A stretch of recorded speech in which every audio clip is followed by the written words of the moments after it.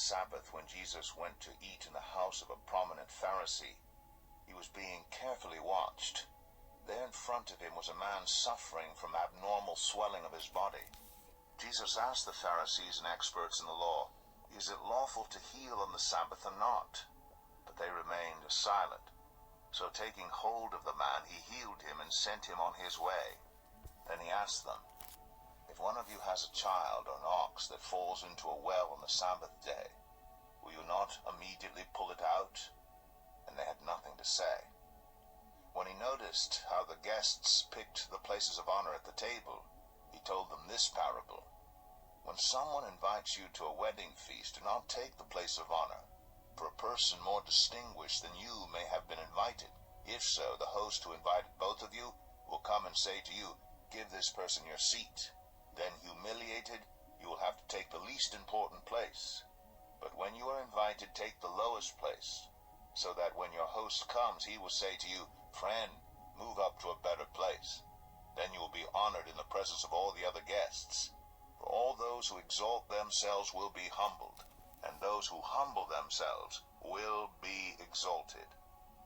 Then Jesus said to his host, "When you give a luncheon or dinner, do not invite your friends, your brothers or sisters, your relatives, or your rich neighbors. If you do, they may invite you back, and so you will be repaid. But when you give a banquet, invite the poor, the crippled, the lame, the blind, and you will be blessed. Although they cannot repay you, you will be repaid at the resurrection of the righteous." When one of those at the table with him heard this, he said to Jesus, "Blessed is the one who will eat at the feast in the kingdom of God." Jesus replied, "A certain man was preparing a great banquet and invited many guests. At the time of the banquet, he sent his servant to tell those who had been invited, 'Come, for everything is now ready.' But they all alike began to make excuses. The first said, 'I have just bought a field, and I must go and see it. Please excuse me.'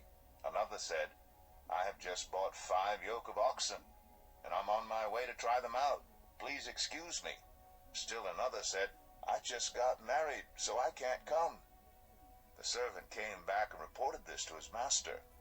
Then the owner of the house became angry and ordered his servant, 'Go out quickly into the streets and alleys of the town and bring in the poor, the crippled, the blind, and the lame.' 'Sir,' the servant said, 'what you ordered has been done, but there is still room.' Then the master told his servant, 'Go out to the roads and country lanes and compel them to come in, so that my house will be full.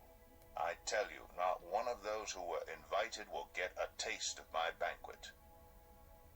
Large crowds were traveling with Jesus, and turning to them he said, "If anyone comes to me and does not hate father and mother, wife and children, brothers and sisters, yes, even their own life, such a person cannot be my disciple. And whoever does not carry their cross and follow me cannot be my disciple. Suppose one of you wants to build a tower. Won't you first sit down and estimate the cost to see if you have enough money to complete it? But if you lay the foundation and are not able to finish it, everyone who sees it will ridicule you, saying, 'This person began to build and wasn't able to finish.' Or suppose a king is about to go to war against another king. Won't he first sit down and consider whether he is able with 10,000 men to oppose the one coming against him with 20,000? If he is not able, he will send a delegation, while the other is still a long way off, and will ask for terms of peace. In the same way, those of you who do not give up everything you have cannot be my disciples. Salt is good, but if it loses its saltiness, how can it be made salty again? It is fit neither for the soil nor for the manure pile. It is thrown out. Whoever has ears to hear, let them hear."